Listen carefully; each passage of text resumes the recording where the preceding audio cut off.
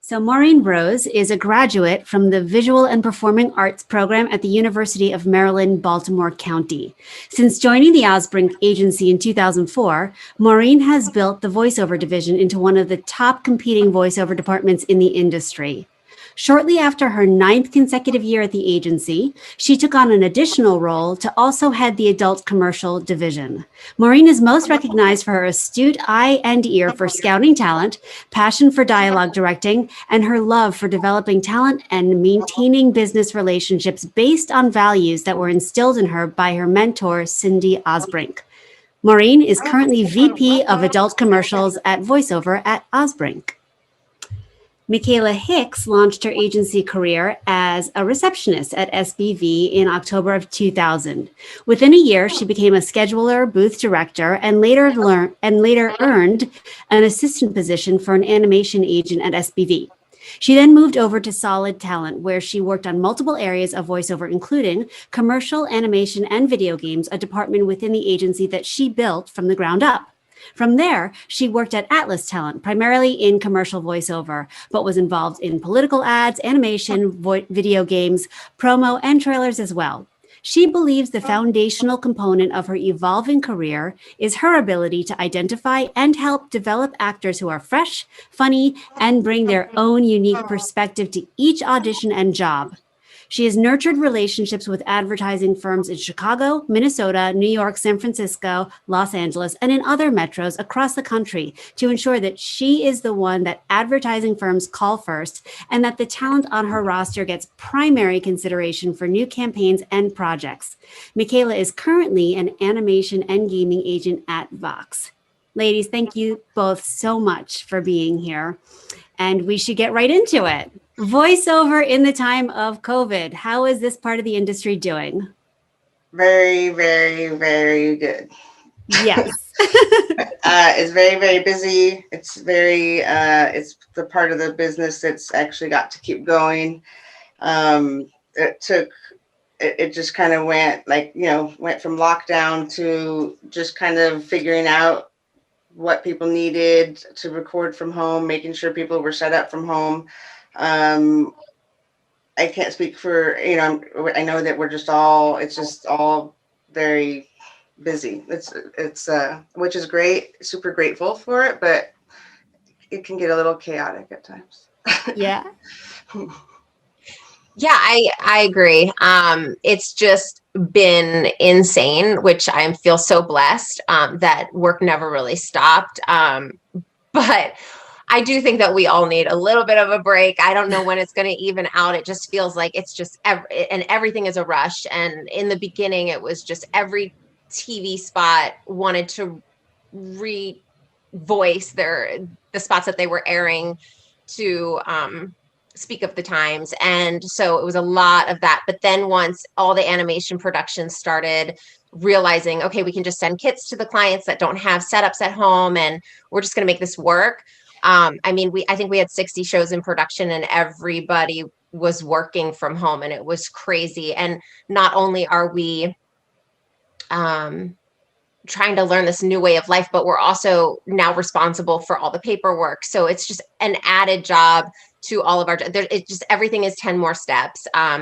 And 10 more pieces to the puzzle. So it's a lot, and trying to train all of our assistants to everybody to be remote. Thank God we have a lot of millennials that work with us, because they were all like, yeah, we can share screens, we can do this. And I'm like, all right, I don't even know what Zoom is.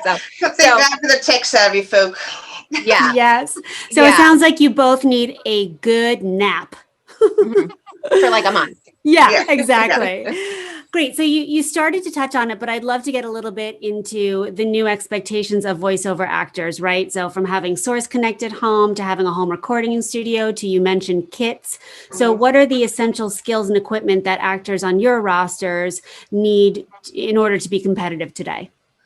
It's essential that they have a quiet space that is broadcast quality to record in. It's essential to have a compressor mic. There are several that are affordable. You don't have to go and spend, especially when you're just getting started, a ton of money on a microphone there. And I also feel like because of these times, like so many more things became available, like just Right. many more resources. But obviously, you know, I know that the foundation has like people that can help in that area, but like it's just when somebody submits to be represented, like my first question is, do you have a home setup? So if you don't have a home setup, then you don't need to do voiceover. Like that's just kind of what it is going to be, and it's not going to, that will, it's forever changed, especially for commercials. Animation and video games, they, you know, they do prefer to go into a studio just because they have to keep it consistent, but people aren't comfortable yet, and until that happens, they have their kits, they do send out to talent, but again, like some of them don't, and they want that, you know, quality. We want the quality to be like as if you were recording, and they say it in their email, and there's a lot that's required from certain companies, but that's kind of the name of the game right now, and that's just it is what it is. Yeah, absolutely. I think just to piggyback off of that, a lot of people are saying like, what is a home setup? So it's just not recording on your iPhone. You used to be able to record an audition on your iPhone, and we'd be like, yeah, that works, you know, because if you book the job, it's great. That does not work anymore. For people who are trying to do that, if you are serious about voiceover, then be serious and invest in yourself and invest in the craft and get a microphone. It doesn't have to be, like Micaela said, a $2,000 microphone. There are affordable ones for $300, $400 that are going to work really well. You need a really strong internet connection, because I'm telling you, if you are in a session and then you go down, that is so frustrating to the other end and the whole production team, and we hear about it. So make sure everything works properly. We have a whole Excel sheet. We know everybody's, what computer they're using, what software they have on that computer, what microphone they're using. We know if they have Source Connect or ISDN. A lot of people Internet connected.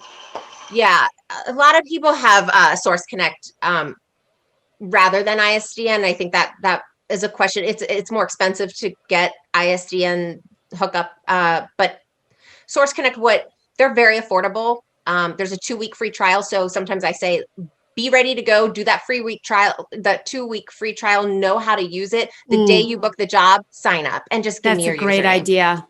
Yeah. And so I have to get everyone tested before they can go on my Source Connect list. And I don't know if Micaela sees this on the animation video game side as much, but for TV, radio, promo, anything, I would say 85% of the breakdowns say, do not submit anyone unless they have Source Connect capabilities with a home studio. And so I have to trust my clients. I have to test them. Yeah, that's fantastic information. And I also wanted to just reiterate to the folks that are here today, the SAG-AFTRA Foundation, as the ladies mentioned, do offer one-on-one sessions that we can have with them where they can walk us through that process of creating a home setup. And they have engineers that can also help you with the actual nuts and bolts of it. So please go ahead and use that resource. There's the lab in New York as well as Los Angeles. So if you just go over to the foundation website, it's all there for you. So is there a particular niche in the market, in the voiceover market, that is producing more work opportunities than others for your roster right now, or is it just bananas all over? Bananas all over. Bananas all over, but I do think I saw a rise in animation. Definitely. Yeah, I think there's just so many more platforms, and now that production wasn't sure when they could start back up filming, so all these production houses were like, well, why don't we work on this animation project that we've had shelved for like 2 years? And so we are getting over inundated with animation projects, and video games and podcasts and all of it. So dubbing. Yeah, I mean, which I have to say, I'm going to say it publicly. I loathe dubbing. I loathe it. We don't even so much work for such little money. And I know people love doing anime, but like, please don't. I don't want to work on anime.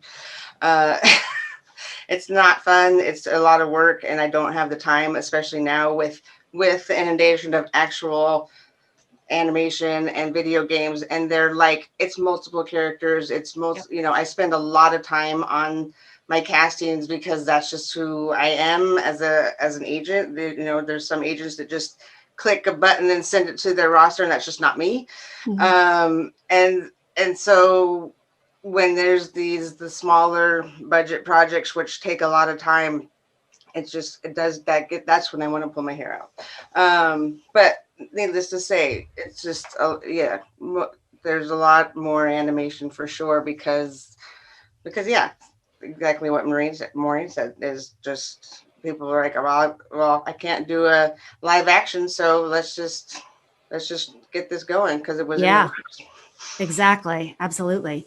So in this time, I feel like so many actors who normally focus on camera work have actually turned to voiceover because it has been so fruitful. And since so much of the work can be done remotely, it's opened up the playing field to seasoned voice actors around the world on top of that. So how can new voiceover actors break through and get on your radar? It's so tricky right now, honestly.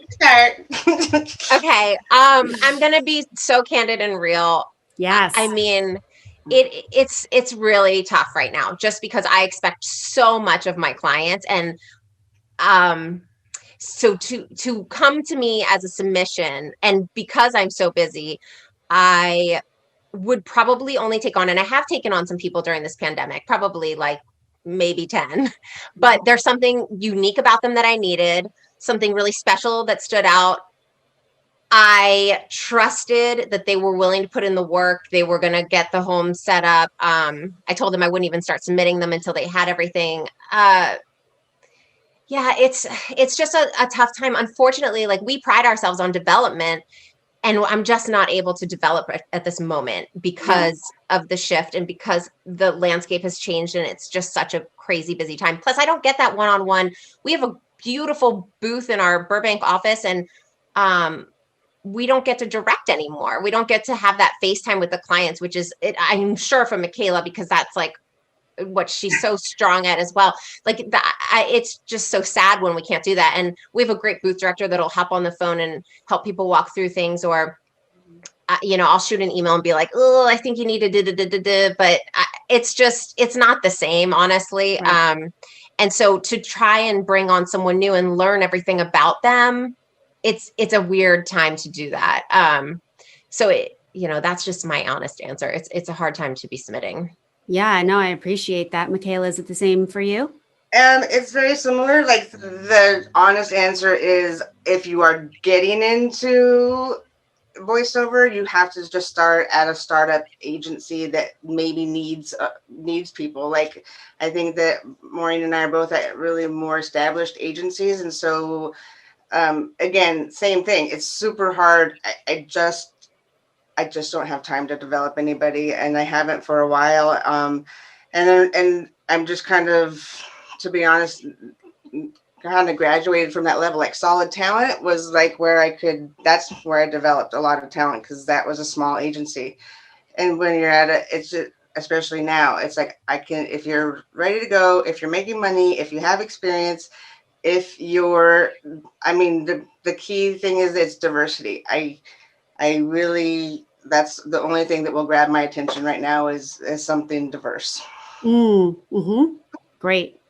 Okay. Yeah. So, sorry. Can I just jump on the diversity thing? Please. And I think when Micaela's saying diverse, she's not just meaning, Black, Asian, whatever. She's also talking about, non-binary. We've had 2 people in the past couple months book that have Down syndrome. We have people who are just transgender. A lot of breakdowns coming out for that. So I think that just diversity has a whole new meaning at this point too. So yeah, that's what we're also looking for. Great. So hypothetically speaking, if in normal times you may be more open to looking at developmental talent, totally understand that, and that makes sense. But hypothetically speaking, for newer talent that is putting their package together, can we talk about demos for a second? and kind of what you look for in demos. Do we need separate animation and interactive demos? How many samples should be on one, and how short should individual clips be? Just kind of getting into the specifics to help folks navigate their way through if they're new to the process.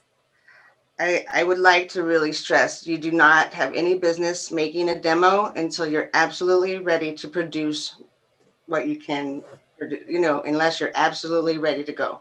Yeah. There's been too many times where I've gotten a demo and then and it sounds really great. And then I sign them and they are not ready. They can't, that's, the demo was overproduced. It's because you had the time to work on it. So I stress it. Don't make a demo unless you're absolutely ready. Don't go take a class and then put together a demo off of what you did in that class. It's like it has to represent what you can bring to the table. Mm-hmm. That being said, no demo needs to be over a minute. Nobody has that kind of time.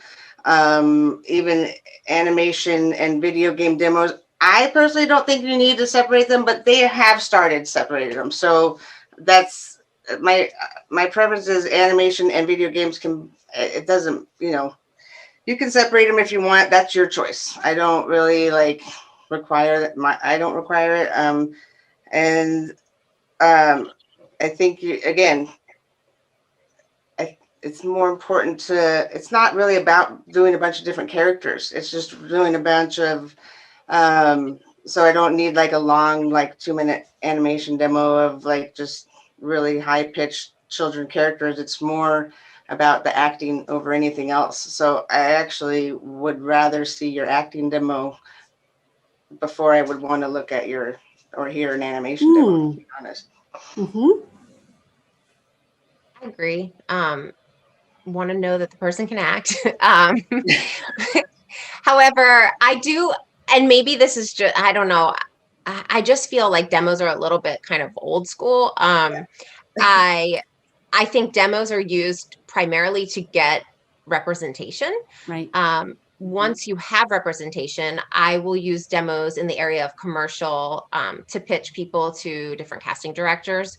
If I don't have a demo, it's not going to mean I'm not pitching that person. I'm going to just take an audition that they did that had the same tone, and I'll send that link, the MP3, because I know that casting's not going to share that with anyone. So I'm still going to include them in my pitch if they don't have a demo. But we do a lot of referrals. If another client knows somebody and is like, I have this great person, if there's a manager who I trust and they send me someone, demos, I do listen to every single one that is emailed to me or up on our website. However, I would say I bring in 1 out of 100. And it's, again, mainly because I can tell if it's overproduced. Micaela nailed it with that. I don't even trust, even when we are taking a meeting with a celebrity, I will ask their manager, do they mind if I send them script before this meeting? Because I need to hear what they're going to do with my audition scripts. And that's the stuff that I'm familiar with, and know that whatever they've produced and spent all this time on and they practice and practice and practice, that's not reality. I just want to know what they're going to do with this script that I give them and send it back in a day. And then I'll meet with them on Zoom. So I do that. And if they are not willing to do that, then I feel like they don't want it enough. So that's just ego getting in the way or whatever. So I pass. So that is my safety net too, just to make sure I'm not taking someone on that had this great demo and great voice, and then they get there and they don't take direction and things like that. So no, that totally makes sense. And it's also for those folks who are ready, that's a great opportunity to play. So yeah. I do want to just add to Maureen, I do 100% agree with demos are really I really rarely use a demo if I represent a talent. Same thing. And again, also it's mostly referral. It's mostly because somebody, is coming because they're leaving an agency, they're experienced. So yeah, I don't, and demos, listening to demos of unreferred talent is on the bottom of my totem pole. I do listen to them eventually, but typically I rarely use them. So That's the other thing. Don't spend Yeah. money on it if you're just not really ready to work. So it looks like a lot of folks don't quite understand the term overproduce. Can you break that down a little bit? Are you referring to vocal quality, sound effects, bells and whistles? Yeah, typically, whoever's doing your demos, they have all the things to, make your voice sound. They can make your voice sound good. They can pitch it up. They can pitch it down. It's all in the it's all on the engineer, whoever's putting your demo together, they overproduce it. So it's not the raw you, which is like, here's me. This is how I sound. This is my voice that you hear right now. And the demo producer can either soften it or pitch it up, pitch it down, and make it sound like you can be conversational and not like you're reading. They're just like, that's what they do. They're magicians. They're magicians. Yeah, I know you were about to say that. They will hand you scripts, or they'll have you write the script, or you'll go over it a million times before you actually record. Like what I was talking about, that's not reality. You get a script sometimes right when you walk in the booth to work a job. So I just want to know that you can handle the copy and not have to sit there for 8 weeks working on it with somebody to put it on a demo. Right. Totally makes sense. So for those folks that have regional agents, I'm switching gears just a little bit. Is that enough if they can't snag an LA agent at the moment? Meaning, will they be receiving the same breakdowns, or is it kind of region by region? And I guess the follow-up to that is it beneficial to kind of stick with your regional agent and build before hitting the LA, New York market, or is it beneficial to just kind of keep on plowing and trying to secure that LA, New York representation while you're building? I think that a lot of the regional agents, they as far as the commercial copy goes, I think there's a lot of similarities. Like I have clients that have regional agents and they'll ask me if I have like a certain piece of copy, and typically I do.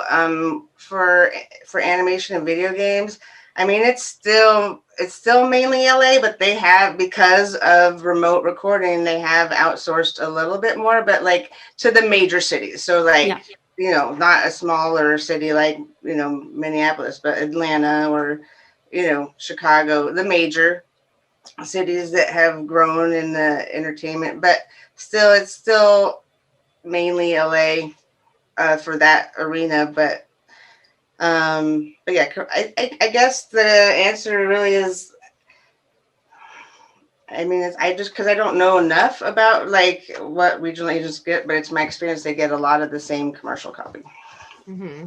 Mm-hmm. My take on that is the same as Micaela's. Although I feel when I take someone on, if they tell me they have a regional agent, I'm like, okay, well, they're also on the East Coast, so they're going to get it 3 hours before me. I'm not trying to rush, and we're supposed to be a team. So my thought is, if it's something regional that pertains to that area, they can absolutely do it. They don't have to ask me. However, if it's something like a national Toyota, they need to come to me first and get my approval before they can submit through that agent.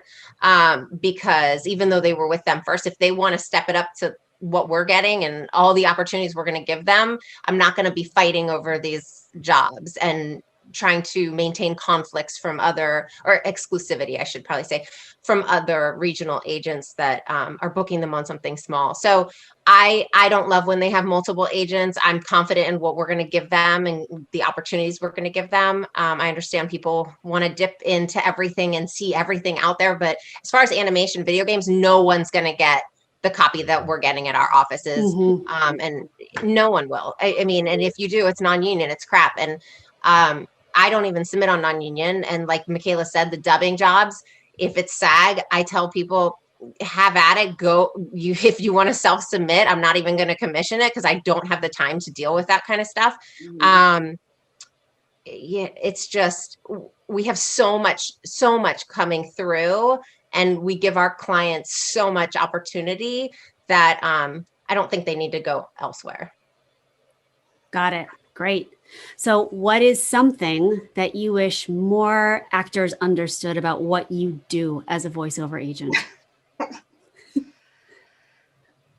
You can start, Maureen, if you. Okay.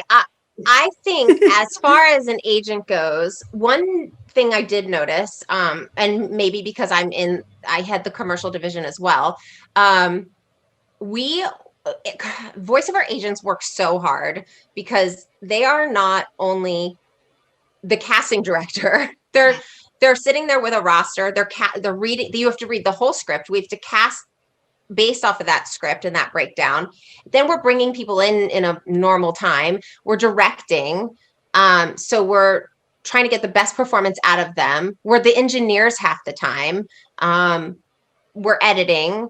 We're sending it off to casting, and then we're just doing the agent part where we're submitting them to the actual casting director. So I think there's just so much more to the job than just in commercials. Sure, I might send a pitch out once in a while if it's a national network, if I have people that are really great. But for the most part, I'm just clicking pictures and getting my clients in to the door, and then the casting directors take it from there. So I feel that that is one area that people don't understand or don't appreciate the work that an agent. We're not just an agent. Like, we are so much more in this voiceover world. It is you have to be passionate about it. You have to want it, and you have to love people, because man, we deal with so many personalities. I mean, and I work with kids and adults. I don't know, Micaela, do you have kids too? Yeah. So it's and then the parents you have to deal with. So it's a lot. It's a lot. Right. Yeah, that's like, I think that like sometimes I'm like, you have no idea what I'm doing. I'm scheduling, I'm negotiating contract, I'm reading a contract, I'm casting a job, I'm listening to auditions, I'm directing over the phone. I am taking meetings with, new talent, taking meetings with talent that I have, trying to pitch to casting directors, trying to follow up on the auditions that we submitted. I mean, I do follow up. But it's like it's a lot, especially now in the current times of being inundated. So to be able to give all my time, like I honestly had to scale back on my listening to, like, because I'll listen to like the bigger stuff. But if it's like a guest role or a one-off, I'm just like I just don't have time. I just don't have time. Or I'll listen later and just say, hey, just, it's not, it's kind of like, if you need me to do something now, I'm getting to the point, like, you have to call me on my cell phone, because I could be like working on submitting a contract, and like, I've got 50 other emails and somebody needs something because they can't connect at a session. I'm like, you have to call me when that happens. Like, email can't be the only way to communicate, and my cell phone is in my email. It's easy to get a hold of me. It's not hard. But yeah, like it's just, we're very, very, voiceover agents are not just voiceover, like, it's not just like clicking pictures. It's you're wearing a ton of really hats. putting heart and passion into it. At least I know Maureen and I do that. I know that there's some voiceover agents that don't, like, they just kind of like click a button and send it to their roster. And I'm like, because I'll have and most of the time I will say that's probably a regional agent. And when my client has come to me and said, do you have this? I'm like, did you read the description? You're not right for this. Like, it's a 40-year-old Black woman, and you're not that. Right. So that's the other thing that's the kind of piggybacking back on the other question. That's regional agents that get the animation and that stuff, is like, you're not paying attention. Right. And so since you both are so careful in terms of who you're sending out auditions for, and you're making sure to pair up the proper talent with the proper copy, do you submit everyone that sends back into tape, or do you only do like a top 3 or 5, or what's your process? I think it just depends on the project. We listen to every single thing that comes in, and we definitely send quality over quantity. And yeah, most likely, sometimes they'll give it. Sometimes the agency, or casting production company gives a limit. They want your top 10 or top 5 or, 5 to 7. So that's when we have to narrow it down. But for the most part, it's I think it's a case by case basis, really. So, Gotcha. but are we sending every single person that auditions? Probably not. Same for you, Maureen? Yeah, I mean, I have, I think I might have a smaller roster than Micaela's dealing with. So when I submit someone for something, I need them. I need their audition. I need them to send it in and send it in on time. So, I'm never really sending a ton of auditions unless there's 40 roles for the project. Yeah. But like Micaela said, I listen to everything. And if there's like an airplane in the background and a dog barking, I'm not sending that. This is a reflection of me and that I'm doing my job. Mm-hmm. So we just have a very high standard, and we do give people a chance. We have a booth director that listens to everything before it even comes to me. So she's supposed to be like the roadblock and say, hey, Maureen is not going to send this, or you completely mispronounce this word, or she listens to everything for accuracy, make sure that they did the two takes that it asked for, or 3 takes that it asks for, or whatever casting asked for, and make sure it's labeled right. Every casting person has a different way they want something labeled. It would be really helpful if talent would pay attention to that, and we write it all out in the email, and they could just save us and our booth directors time to help us with that. But yeah, I mean, I try to send everything because I want to and I need to. But there are times but I let them know. I definitely am like, that was terrible, that you completely missed the mark. And I'll tell them, because, the day that they're going to get released from the roster, I need them to know why. Yeah. If they're not fixing something and I've asked them 4 times, like, what do you want me to do? So I'm not going to handhold you, but I will definitely let you know. No, that's great. East Coast. So I'm like, I was going to say, I'm from New York, and you are sounding like my total hometown to me. So I love that. And you both kind of already touched on a few of these things, but I wanted to ask you more concretely in terms of the voiceover talent on your roster that are hugely successful and amazing. Is there a secret to their success in addition to their fabulous voices? And if so, what is it? No, there's not a secret. There's no magic formula. There's no secret. There's nothing. Like, how can that question? I will say, stop asking that question. There's not a secret. The secret is I mean, they're successful because they put in the work. It's like, you have to be, voiceover is not a side gig. It's not like, hey, I'm going to do voiceover while my on-camera career is stagnant, or hey, I'm going to, just try it out. It's a career, and you have to put in the focus, the energy, the positive, you have to stay positive. You do so many auditions and you don't get a booking.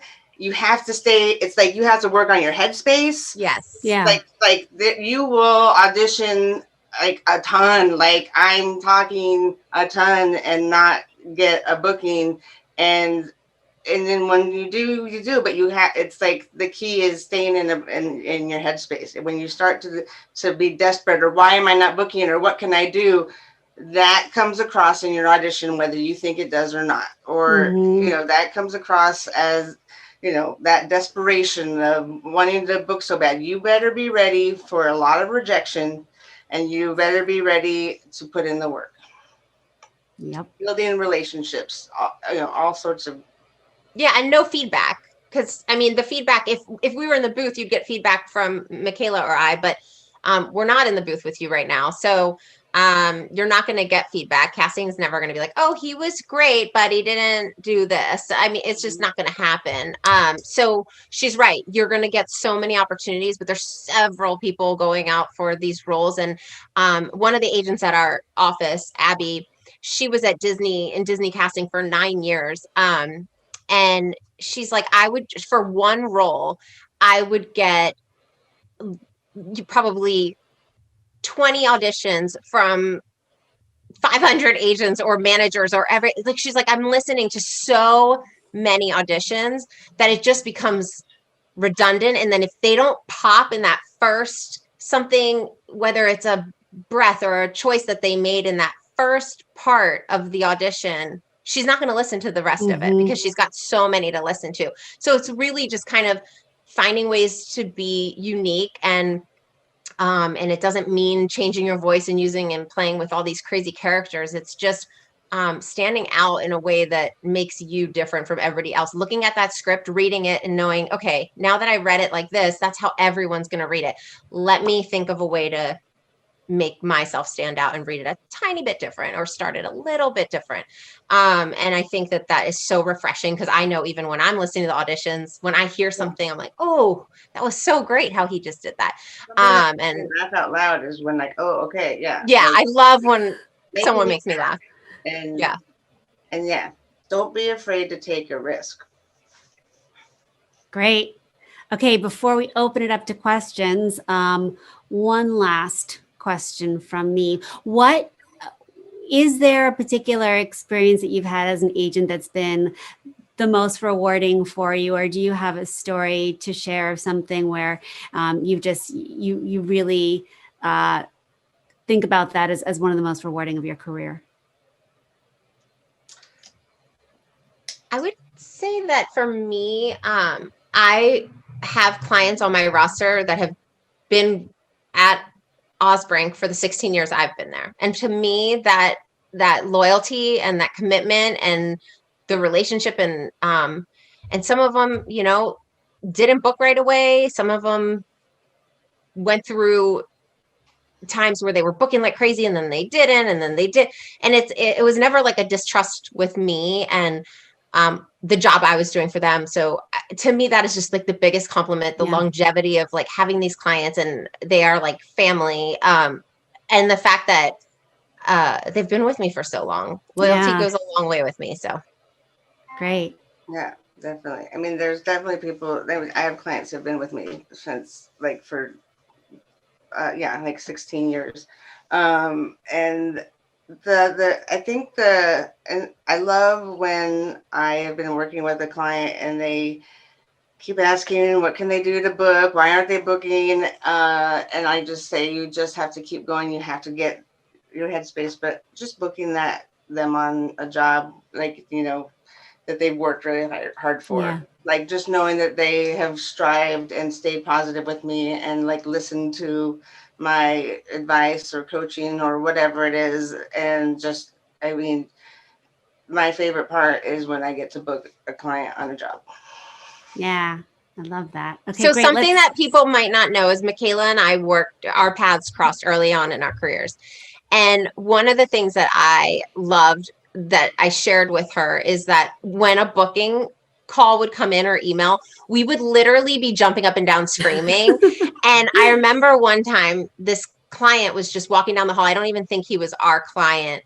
And he popped in and he was like, the beauty of like seeing how excited you guys are. I wish like the talent that you're about to call and tell that booking to could have just seen that and witnessed that moment, because we genuinely are so excited, especially when it's a collaborative thing and you've directed them in the booth and it's just like a victory for yourself as well. So I will never forget that moment, because I was like, oh, I am so excited. Like I'm probably more excited than the client.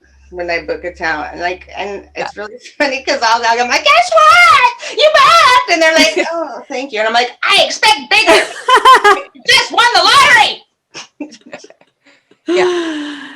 You know what's interesting is that I've moderated several of these conversations at this point, and that is something that always comes up, regardless of how it happens, talking about the absolute joy that you guys experience and like get up and high five and do a little dance when your clients book. And it just speaks to how hard you guys work and how connected you are to your clients and the projects. It's actually really inspiring. So thanks for sharing that.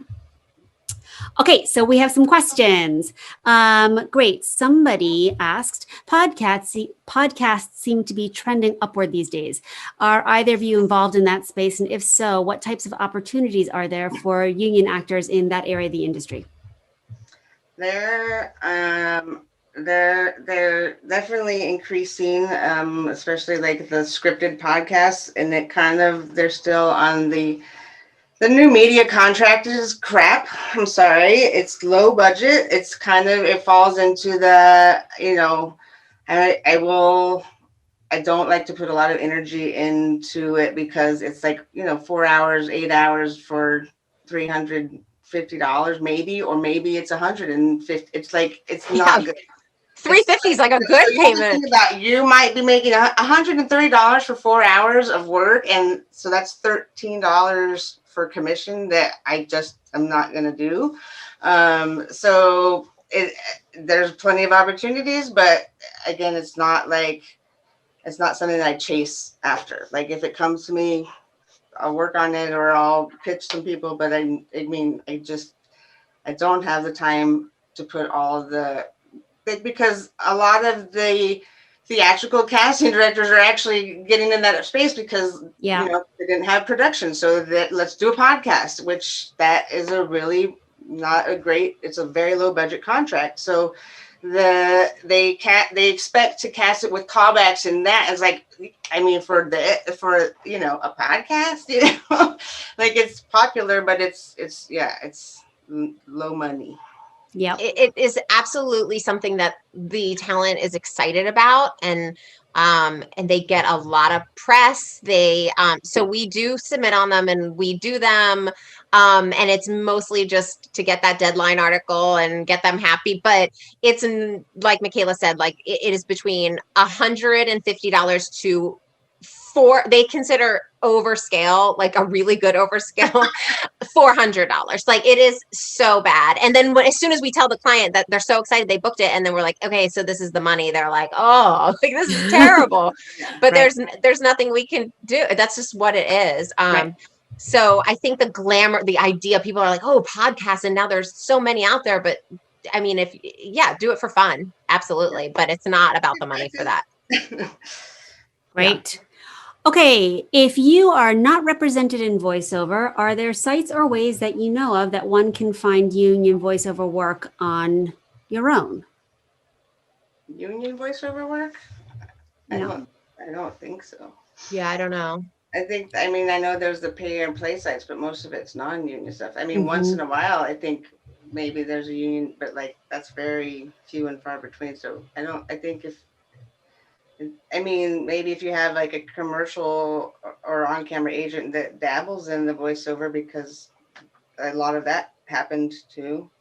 But I think that if you want voiceover work, you kind of have to have you have to have an agent. Right. So do you get many auditions or work on auditions that come in outside of the US? International projects? There's a few, usually animation, usually a feature. Video games come from, yeah. I've done a couple of video games but they, with that, they have to be, some of them come to me and it's not a great budget, and it's just kind of, it's more work than it's worth. And, it's typically, there's not a ton, but every once in a while, if it's a feature or if it's like a really big video game, but for the most part, it's mostly national. Mm-hmm. Got it. Okay. So next question is, during non-COVID times, do you or have you used sites like Ahab, Voiceover Casting Hub, or the like to find talent? You've kind of already answered that in terms of being mostly referral only, but just in case. I don't look on those sites. That's where we submit. That's where I get projects from. I don't even know if people have. I've never looked to see if people put their demos up there. I have no idea. Yeah. Got it. So going back to demos, should one include their native accents on, say, a commercial demo for the American market, or focus on American accent? Should you include your native accent, I guess, is this Oh, of question. course. Yeah. Range. Yeah. As much range as possible.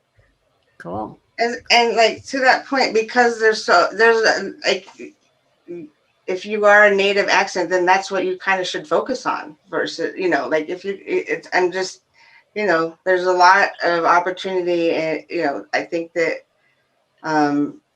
if you can do American, great, but like if you have a native accent, that's what you should showcase above anything else, to be honest. And do you encourage your bilingual talent to have a completely separate reel? They need to have a separate reel for English and Spanish, or whatever the language is. Two separate. Yeah. Mm-hmm. How do you secure your youth talent? Is it through the same process, or how does this work for you guys? So at our agency, we have a theatrical division and a commercial division, also, that handles kids. So a lot of it is I just take meetings whenever they're taking meetings. And if I think that, oh, that's kind of cute, I give them script. So a lot of them are just like, they came in for across the border wanting commercial or wanting theatrical. They didn't even know about voiceover. And that is where the area that I'm really still willing to develop, because kids, there's so much content for kids. But yeah, I don't think anybody's actually, other than a manager, reached out and said, I have this great kid. There's never really been anyone where I got a submission just from a kid. Yeah. I don't think that's ever happened. Right. Nope. Okay, great. Here's an interesting question that came from a member. So, do you need to be a well-known actor or a film and television actor in order to get seen for the really big animation projects, like a series regular or a lead in a Pixar, DreamWorks, or a Paramount project? It definitely helps. I'm not going to say, I'm not going to, they definitely would. The first preference is a name. The second preference is an established animation actor. The third is just really, the main thing that anytime I've had a lunch meeting, is what do they look for? Really, really, really, really, really, really funny.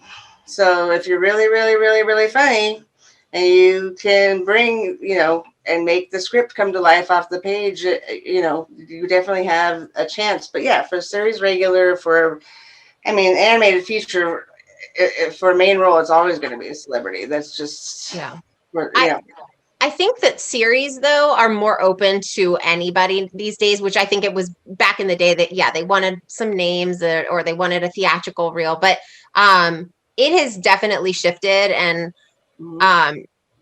we have leads on shows that have never done anything theatrically. So they got it based off of their vocal quality and their performance. So I definitely think, the guy that we booked for Rocky and Bullwinkle, he had booked a couple radio spots, but he booked Bullwinkle, and with DreamWorks, and that was huge. And same thing with just Panthro for Thundercats. Again, just a voiceover actor. They didn't know who he was, and he booked it because he was the right person for the role. So I think there's always, like, if you're great, you're going to shine. It doesn't have to be a name. Yeah. But for features, they still want something. It's really about the performance more. Yeah. Over anything else. If you can bring life to the character and make it believable, that's going to book the job. Yeah. Got it. Okay, last question. With remote recording, auditioning, and work happening now, do you see things continuing this way moving forward, the home studios and really actors having their own setup and doing it remotely? Or do you think post-pandemic things will go back to more traditional protocols? Oh, yeah.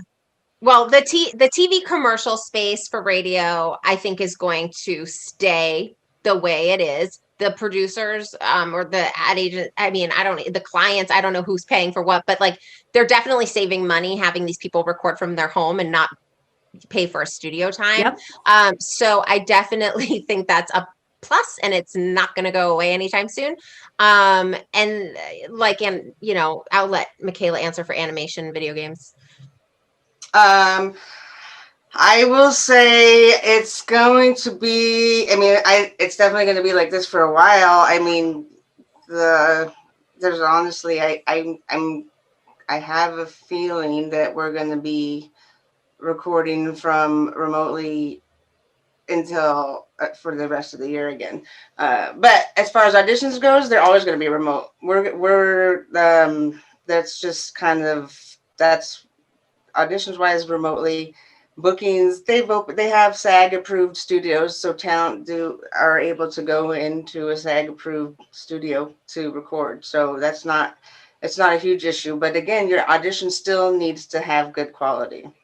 Right. So I think that's such good information for those of us that are watching right now and will watch afterwards, because that's actually something that talent can control, is upping their quality control of their home setup. And that's something that, we can again use the lab for. So that's great information.